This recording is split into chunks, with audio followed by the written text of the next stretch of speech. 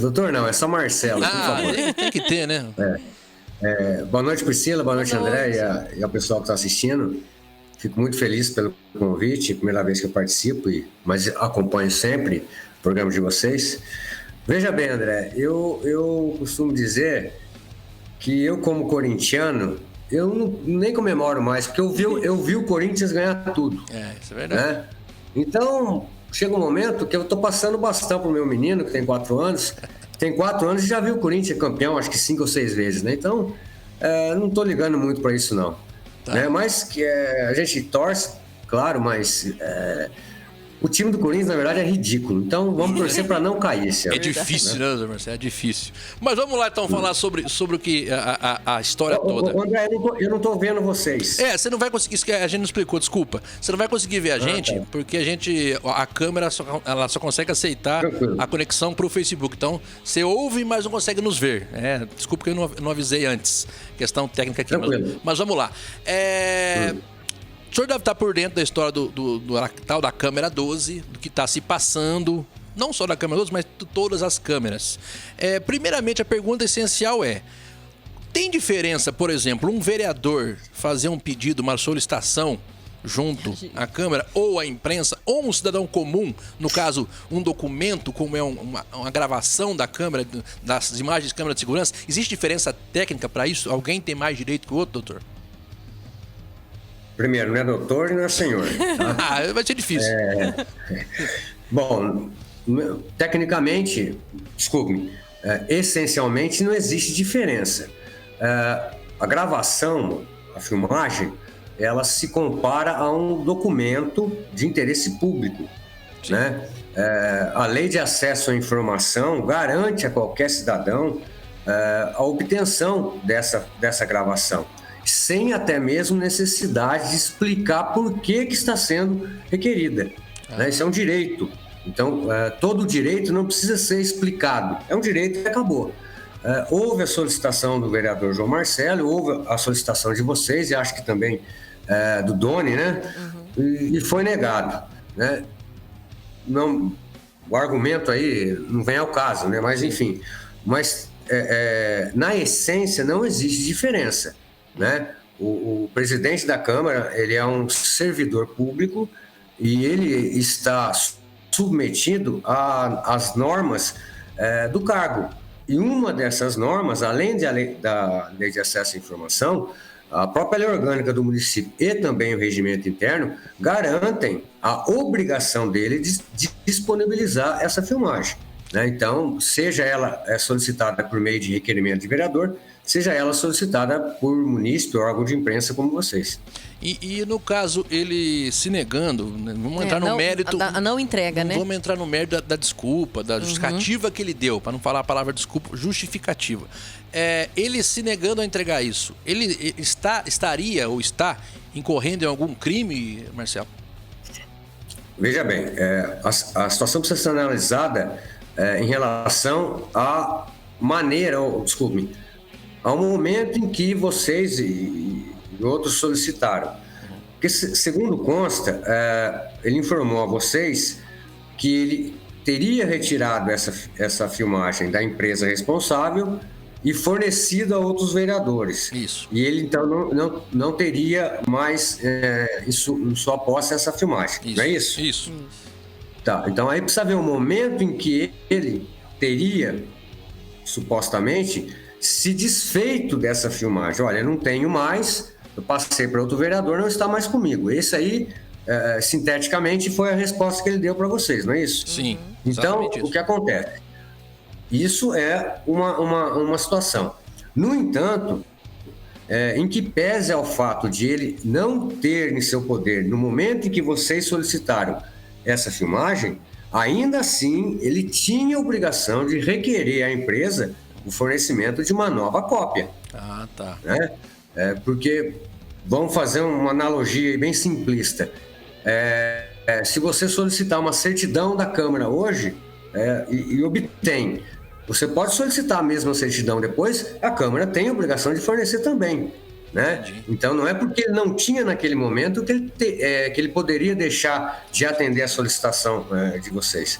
né? Agora, os desdobramentos disso precisam ser verificados a partir do momento em que, eventualmente, vier a ser comprovado o fato de que ele, em tendo essa filmagem, negou-se deliberadamente, dolosamente, a fornecê-las. Aí nós iríamos recair no campo de uma responsabilização, até mesmo criminal, além de eventual improbidade administrativa e violação a dever relacionado à ética parlamentar. Aí os desdobramentos disso seriam bastante graves. Uma coisa é o fato dele negar a se entregar ou falar que não tem o já justificativo, como você falou bem aí, ele teria a responsabilidade, seria que ser dele de requerer junto à empresa. O que ele falou pra gente é uma coisa. Agora, a partir disso, esse segundo momento, ele tendo ou não e se manipulou, é uma outra situação, né, Marcelo? Exatamente. Ele não forneceu naquele momento, mas e disse que não dispunha de coisa. Ainda assim, ele, para atender a solicitação de vocês, ele teria sim a obrigação de requerer novamente da empresa o fornecimento de uma nova cópia. Ele teria que ter pedido de novo. Vocês, a imprensa, ou mesmo qualquer munícipe, não tem o direito de solicitar diretamente a empresa. Sim. Por meio dele, presidente, porque existe um contrato entre o Poder Legislativo e a empresa, e ele, representante do Poder Legislativo, é que detém a prerrogativa de solicitar essa filmagem. Então, se naquele momento ele não tinha ali no prédio da Câmara uma gravação, uma cópia, ele ainda assim teria a obrigação de solicitar novamente mais uma cópia para fornecer para vocês. Que em tese a resposta que ele nos deu não teria... Ele teria que ter arrumado, né? Vamos falar assim, ele teria que ter arrumado novamente a imagem para entregar. Isso, e a Lei de Acesso à Informação determina que ele poderia informar uma prorrogação do prazo de 15 dias para providenciar esse documento que não estava em poder dele naquele momento. Mas mesmo assim, reitero, ele tinha a obrigação de fornecer. E não fornecendo. Então, aí calma, vamos lá. Aí tem os próximos passos da história. O doutor João Marcelo, advogado também e vereador, ele requereu já tinha requerido naquele momento, assim como a gente, as câmeras. O prazo dele venceu e ele nem teve resposta. A gente já teve uma resposta, né, sem pé nem cabeça, mas ele não teve nem resposta. Aí ele ocupou a tribuna, né, como vereador na última sessão e falou sobre o assunto e verbalizou solicitando novamente justamente a câmera 12, porque ele falou, eu tô pedindo aqui o que já pedi, o senhor não me deu. Naquele momento, quem viu o vídeo, acredito que o senhor deve ter visto o vídeo também, Marcelo, ele até rebate assim. Mas, não. Por que você quer? Por que você quer isso? Indagando o motivo, né? Indagando o motivo. Né? Isso também não cabe, né? Essa indagação do motivo. Não cabe. André, eu gosto de usar analogias porque fica mais fácil do leigo entender. Claro. Você é dono de um carro, por exemplo. Você não precisa explicar para ninguém por que você está ligando o seu carro e sair dirigindo ele. É um direito seu, você é dono dele.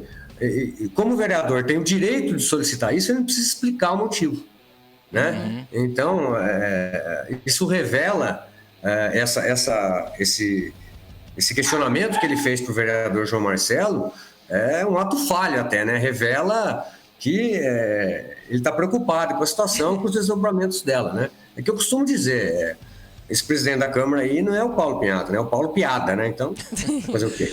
Você tá falando, o processo é pro Marcelo, já é advogado, eu já tô cheio de negócio de processo. Mas, Marcelo, e agora sim a pergunta da Priscila. Isso. O desdobramento disso. Então aí venceu o prazo. O João Marcelo me falou o seguinte, André, já passou, já estourou, ele não me respondeu, eu tô aguentando aqui, esperando o que vai acontecer, eu não sei o que vai ser. A gente nem requereu mais, acho que o dono também não requereu mais. O que pode acontecer agora? Todos os quadros, vamos lá. Em termos de poder legislativo, ele, em tese, teria violado uma obrigação como presidente, e essa violação poderia ensejar a cassação de seu mandato através de uma comissão processante. Já cabe. Isso no âmbito já cabe, dentro do poder legislativo. Isso é dever dele como presidente, né? Está na lei orgânica, está no regimento, tudo mais. Além disso, poderia ensejar a propositura de uma ação civil pública por improbidade administrativa, né, por violação ao princípio da impessoalidade, que está escrito no caput do artigo 37 da Constituição Federal, que obriga todo agente público a lidar com a coisa pública sem interesse próprio. Como é um assunto que envolve o interesse dele, essa conduta dele poderia ensejar, assim, uma ação de improbidade. Terceiro, ele poderia até mesmo responder criminalmente, aí precisamos analisar, presumo eu, um crime de peculato, porque ele estaria se apropriando de uma coisa pública, que é a gravação, interesse próprio, crime de prevaricação, né? E eventualmente a gente precisa ver se tem mais algum crime. Enfim, pelo menos em 3 esferas, essa conduta dele poderia redundar em desdobramentos graves para ele, né? Eu acho que a questão do Poder Legislativo, do âmbito interno do Poder Legislativo, acho difícil, né, haver a propositura de uma comissão processante, mesmo porque é ano eleitoral. Sim. A cassação, ele pode, não só a cassação do mandato, ele pode ser destituído da presidência, né? Mas aí, para destituí-lo ou cassá-lo, são necessários 2/3, né, 9 vereadores. É um processo político, né? Ano político, talvez nem dê tempo de promover isso. Agora, em relação ao aspecto criminal, isso é muito grave, né? Seria preciso algum vereador, ou mesmo vocês da imprensa que foram prejudicados, fazer uma comunicação ao delegado de polícia para instaurar um inquérito policial e, consequentemente, uma representação também para o Ministério Público para apurar eventual improbidade administrativa.